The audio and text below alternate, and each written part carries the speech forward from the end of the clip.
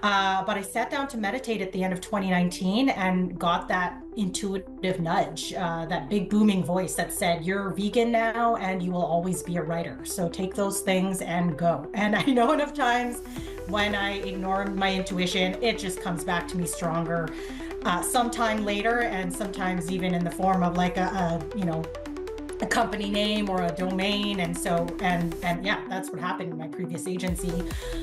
So I went, all right, I hear the call. And right at the start of 2020, I started this new business as the vegan copywriter. That was my original title. I threw up a service page on my personal website, which is still the website that I use now at sandranomoto.com. And I just started tapping into my network and asking folks, who do you know who runs a vegan company that needs a content writer? You're listening to the Plant-Based Eating for Health podcast show. I'm your host, Kathleen Gage. We're here to plant seeds on compassion to animals, your health, and the environment, and topics related to business that align with all three of those areas. Enjoy the show. Well, I am really excited today to have my friend Sandra Nomoto on the call. And Sandra has been in business for 5 years. She's definitely a vegan. I would say that if we had to put it on a scale of 1 to 10 being vegan, she's a 15 because she's very committed to the vegan movement, the animals, the environment, people's health. And her focus is really helping people to gain visibility, writing. There's a number of things. And I'm going to let Sandra share with you really what the last few years in her business has been like, because she just celebrated 5 years. And by the way, I am Kathleen Gage with Plant-Based Eating for Health podcast, in case I didn't tell you. And if I did tell you, I'll just blame it on age, that I forget very easily these days. But no, I really don't. But anyway, Sandra, great to have you here. Thanks so much, Kathleen. I'm thrilled to be back, and such a big fan of everything you do. Thank you. Thank you. And, you just celebrated 5 years in business, and you did a really great post about you kind of got really transparent and raw about the realities of running a business. And I think that unless somebody has walked in our shoes, I just celebrated, I'm coming up on 31 years. And, Amazing. unless they've walked in our shoes, they really don't know what it's like to be an entrepreneur. And yes, there are a lot of benefits to being entrepreneurs, but then there's also a lot of downsides. And what I want this to be is a call about reality. What is the reality of running your own business? Why are you so passionate about running a business in the vegan space? And where do you see things going? So let's start with your background. Sure. I suppose my professional career started in public relations. So, right after my first job after university, I decided to break out on my own, and was an independent publicist. And that turned into having a small agency with a small team, all virtual, didn't have an office. But yeah, I ran that for just over 10 years and closed that in 2018, which was the same year that I went vegan, which was a big personal goal of mine. And that journey took me 11 years. For about a year and a half, I was just freelancing, kind of figuring out my next career path. I didn't think I was going to stay in marketing because I was pretty disillusioned after 10 years in the PR world. But I sat down to meditate at the end of 2019 and got that intuitive nudge, that big booming voice that said, "You're vegan now and you will always be a writer. So take those things and go." And I know enough times when I ignore my intuition, it just comes back to me stronger sometime later, and sometimes even in the form of like a company name or a domain. And so and yeah, that's what happened in my previous agency. So I went, all right, I hear the call. And right at the start of 2020, I started this new business as the vegan copywriter. That was my original title. I threw up a service page on my personal website, which is still the website that I use now at sandranomoto.com. And I just started tapping into my network and asking folks, who do you know who runs a vegan company that needs a content writer? And that's how it all kicked off. And fast forward 5 years, so instead of just exclusively copywriting, which I still love to do, I've gone back and brought the PR element back and started to do that for some vegan clients. I've started to do marketing consulting. And then because of the pandemic, I had more time on my hands. So I took courses in book editing and formatting because I thought to myself, well, books are the longest piece of content I could possibly work on. And at the time, I had self-published one book. So I had some experience in that. And that got me started working with authors. And so now my favorite services for authors are ghostwriting, editing, and formatting. I can do some coaching. I can help with navigating publishing platforms. All of that stuff is smaller and by the hour. I can help vegan authors with marketing. And I'm really glad that I really have expanded kind of my service offerings, because what I found in right around mid 2022, start of 2023, AI came on the scene. And I thought, oh, it'll be 5 to 10 years before this really takes over the job of copywriters. Not so. I found the change quite quick.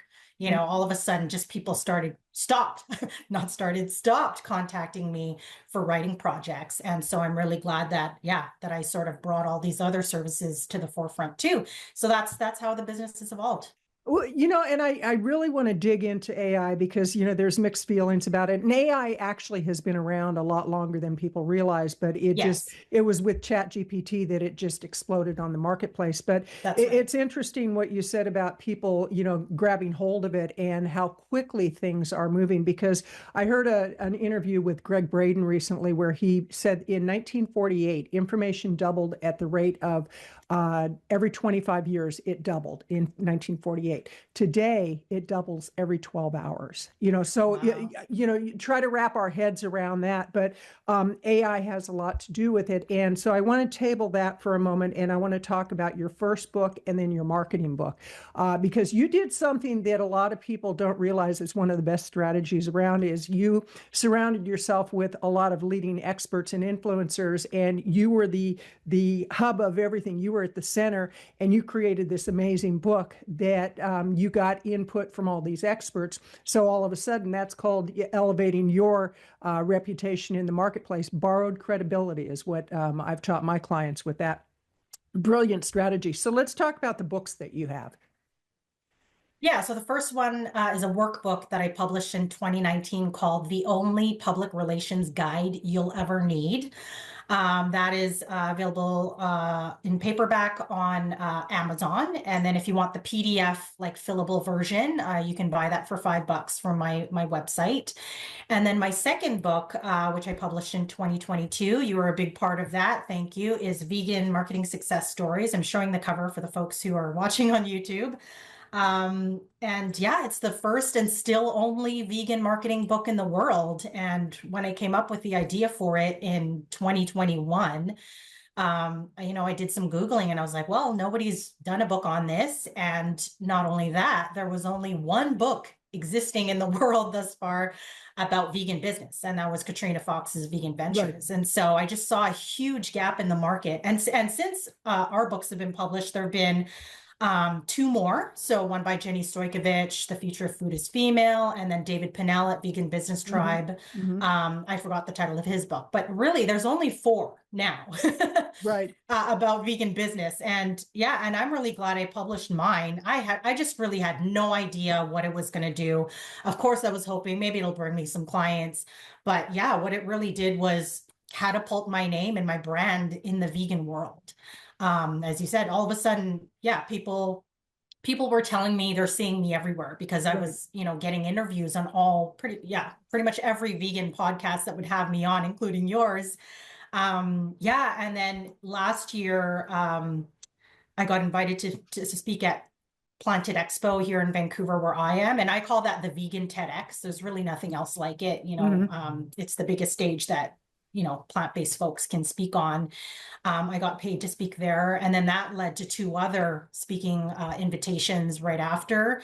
And speaking has never been a goal of mine. I'll just say that. But yeah, the number one thing that I've learned through my book is not only will it bring you media attention, but it's the fast track to speaking. If that's a goal of yours and visibility, publish a book. because the speaking invitations will just come to you, honestly. Like you They don't even will. need to approach these events and ask if you can speak. They'll just come to you. It's amazing what a book will do for you. And it's so ironic because right now I just started digging into a manuscript that I have about how to get on the platform and speak and how to use speaking to build your business. So it's Right. ironic that you should say that's, that's one of the ways to get speaking, which there's a chapter in the book about that. But, and a lot of people say, oh, I don't know where to start with writing a book. I don't, what do I have to say? And the reality is that all of us have something to say. It's really a matter of packaging it. And I want to remind people that you're listening to the Plant-Based Eating for Health podcast show. I'm your host, Kathleen Gage, and I'm talking with Sandra Nomoto. And Sandra is she's truly an expert at marketing within the vegan space. She's a published author. She's a speaker. And I love the fact that you said a paid speaker, because a lot of people say, oh, I'm a public speaker. And they don't realize that there's a difference between public speaking and professional speaking. And once we get paid, we are professional speakers. And I actually have done very, very well in my career as a speaker. But when the pandemic hit, it turned everything upside down. I've gone through it several times. In 31 years in business, you do have some crash and burns at certain points. The 2008 real estate market in the United States, then there was 9/11 that hit, then there was the pandemic. And it's so interesting because you go along and you think you have it all figured out, and then all of a sudden, just like what's happening in California right now with the fires, life just turns completely upside down. And here are a lot of people who were very established and now they're homeless, and it's like, very unhoused. So with that in mind, Sandra, what can you recommend to people who are thinking of writing a book, but they just don't know where to start? What would your recommendation be to people? Yeah, number one is come up with an outline. So, and maybe even to backtrack that a little bit, I think it's a good idea to focus on what the book idea is. Mm-hmm. Like what is it that you want to share, and who are the readers that might be interested in that particular topic? Because I think once you start to visualize who the exact reader is, not only will that help you with the writing, but it's going to also help you with the marketing.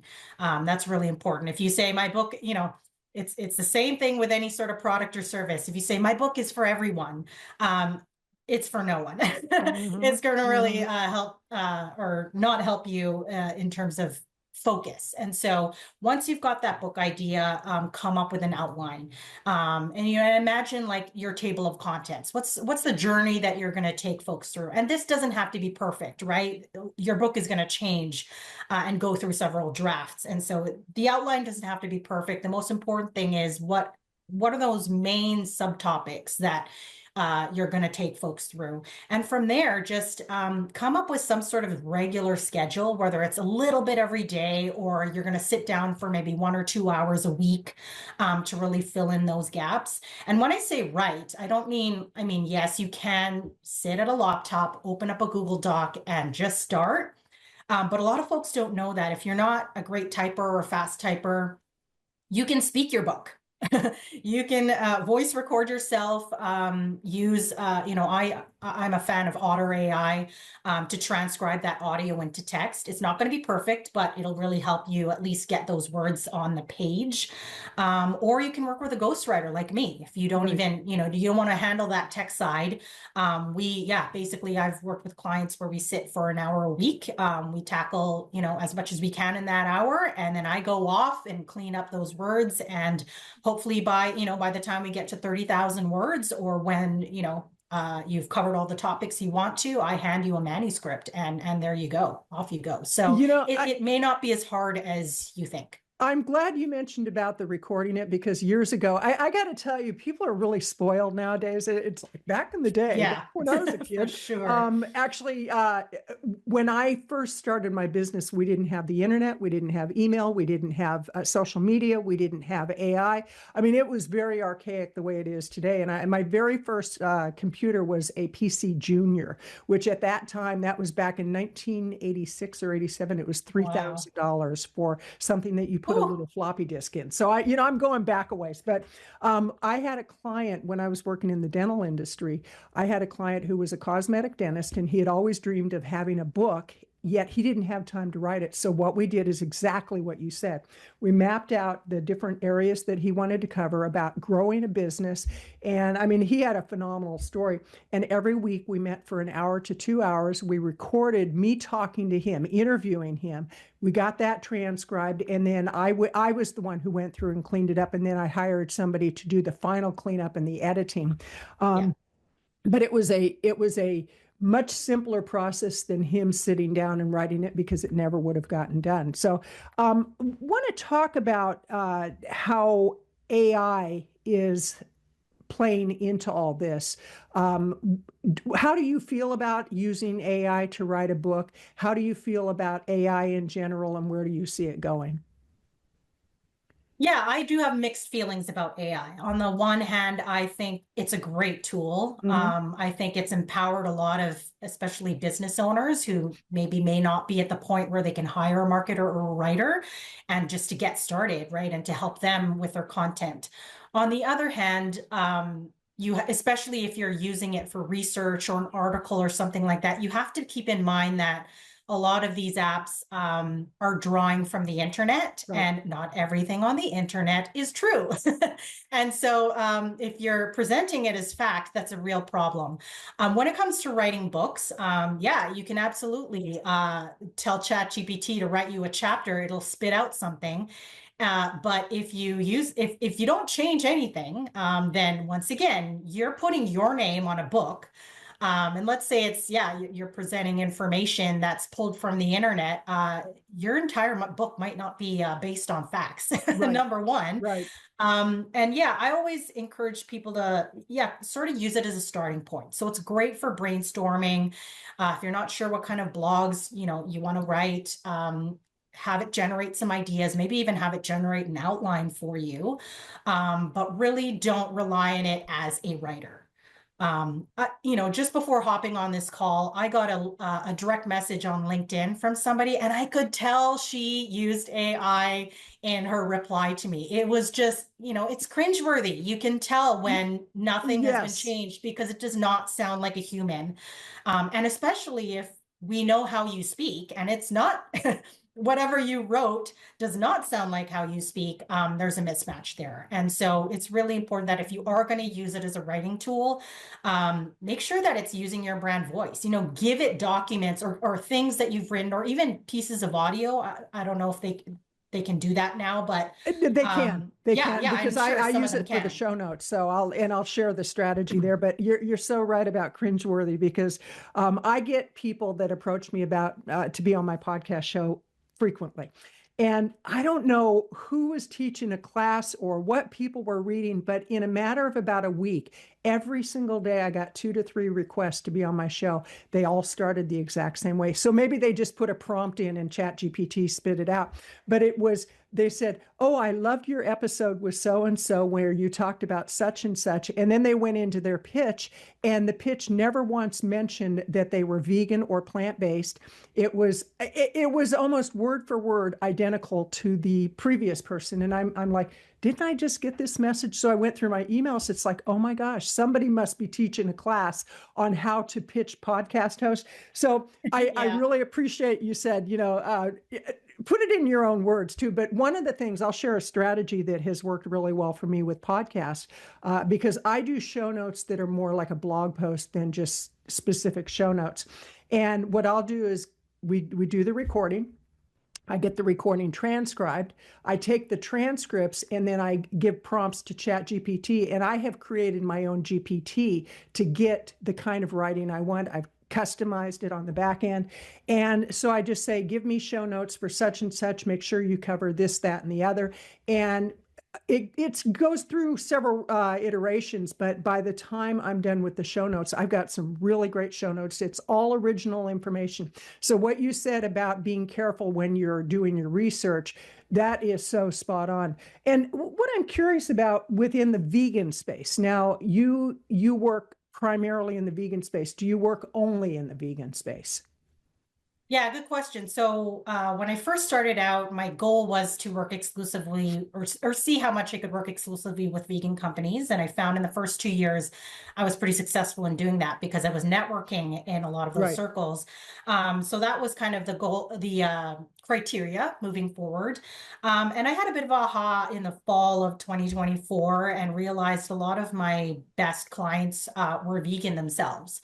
And so because yeah, AI has really affected a lot of my writing work. I thought, going into 2025, I'm gonna test and see how this works. It's a bit of a risk, but on the once on the let's say on the marketing side, so the consulting, the writing, or PR, I'm going to exclusively work with vegans. So this is not going to apply on the author side if any authors need my services there. But yeah, on the marketing side, I'm going to see if I can work exclusively with vegans. So that's kind of my big goal and test for this year.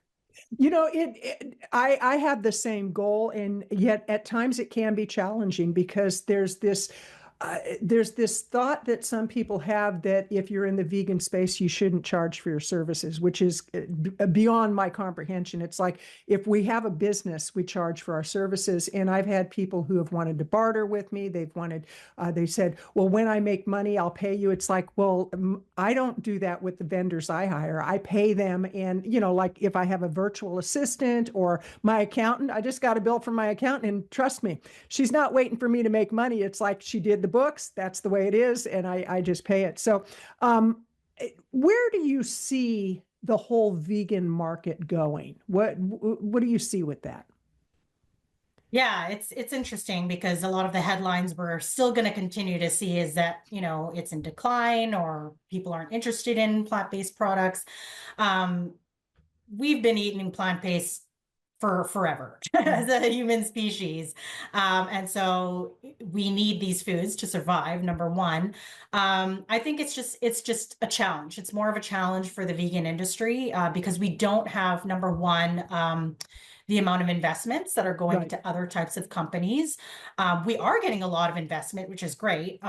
It's just, yeah, it's hard to compete. And you also have to remember that the meat and dairy industry in Western countries is heavily subsidized by the government. And so a lot of the money that they're using is going into ads. That's why most of the ads that you see online or on TV, et cetera, are dominated by those industries. And Right. so until we start to see those shifts in subsidies, and this is something anybody can do, whether you are eating more plant-based and you want to move in that direction, or you own a business that is vegan, you should be contacting your government and on a semi-regular basis and encouraging them to shift subsidies. Um, so that we can empower our industry. And I think once we get more of those investment dollars, we will start to see more of the marketing for our products, and it'll be more of an equal level playing field. It isn't right now, but I think that's our challenge. That's a challenge we have. It's a huge challenge. And, it's sad in many ways because when you look at what's going on in Southern California, it's not directly a result of what people consume, and yet it is directly a result of what people consume. And a lot Yeah. of people don't want to admit that. They say, well, they need to fix the problem. And it's like, we're all responsible for what's going on. So I think that it's really important for us to each do what we can to be part of the change. Now, again, Sandra, how can people reach you? Best way is with my name, Sandra Nomoto, my website, social media, my Instagram. If you see a private account, that's not me. I'm still trying to get through a hack that happened a few months Ooh. ago, but I'm pretty active everywhere else, especially on LinkedIn. Okay, great. And we'll make sure to put that in the show notes, blog post show notes. And so, what can you recommend to people who are thinking of starting a business and they have visions of grandeur that, they're going to just hit the ground running? What is the prep and the build up to really have a successful and profitable business?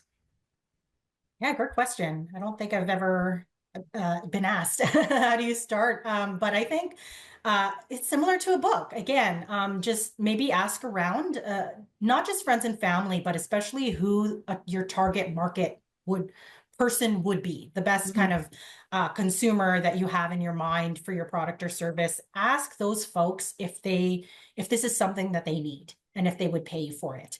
And if people are, they've got their credit card out and ready, that's probably a good sign that maybe you've got a good idea. And just start. I think that's the best way. If you can afford to, have a really simple website and start selling online, then do it. Yeah. And just have that, validate that proof of concept. That's what I want to say. When it comes to marketing, I would say, social media, be on LinkedIn. That's where all the business people hang out. And then one other visual social network. So whether that's YouTube, Instagram, TikTok, Facebook, choose at least one other one, because it's really important that people see you or your product in action, and just really get a sense of what you're offering. And then just layer on marketing from there. And I think the most important thing is just get the business going as fast as you can, just to validate that proof of concept. And once you get more, I'm getting ahead of myself, but client and customer testimonials, that's really important, because again, validating proof of concept, if people have used it, they're a fan of it, they want more, spread the word on that. And then hopefully that'll lead to some growth. I love that you mentioned testimonials, because early on in my business, I was like, well, how do I get testimonials if I haven't done business with anybody? And I would go out and speak for free. I would go out and do some consulting for free. I mean, at that point, it was like I was brand new. So it's like, okay, do what you can that you can get social proof. And I don't think we even called it social proof at the time. It's like, I sound so archaic and so old, but I mean, 31 years doing this, a lot of changes. And I'm at a place right now that I'm looking at it going, okay, do I want to keep doing what I'm doing? Is there a new direction I want to go in? How do you help your clients make those decisions, or do you help them make those decisions? I mean, I can. Most of the consulting work that I've been doing so far is focused on marketing. But this is what I really want to do with my focus on working with vegans. Is what I learned with my experience publishing the book is I created this system where I presented a piece of media into the world. I didn't know what it was going to do, but it really helped me get visible in media. And then speaking, like I said, which wasn't originally a goal of mine. And it just raised my visibility. And that's a process that you can really recycle. So whether it's another book, that if I wanted to do that, whether it's a podcast, if that's what you want to do, that's really like it's sort of this machine where if you start, I would advise somebody to start with content first. So really get regular on posting on social media, sending out emails, sending out blogs. That's sort of like your basic content machine. Once you've got that going, then you introduce a big piece of media like a book or a podcast, and then you start speaking, and then you recycle that process. So that's what I really want to offer to clients and future clients this year is helping them build that content machine if they don't already have it running.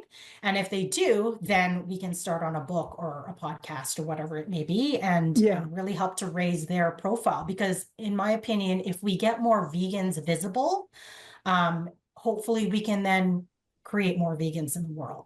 That's the end goal. and we need more vegans. And it always amazes me when people attack vegans. And Jamie Logan, she did the vegan app, and I think her last name is Logan. Really nice gal out of New York, and she created with a company a vegan app for similar to Happy Cow, but not Happy Cow.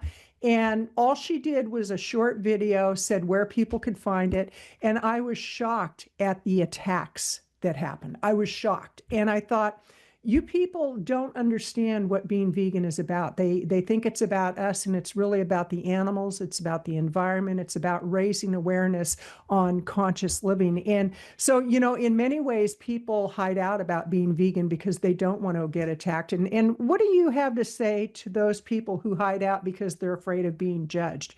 Have you ever been judged? And if so, how do you handle that?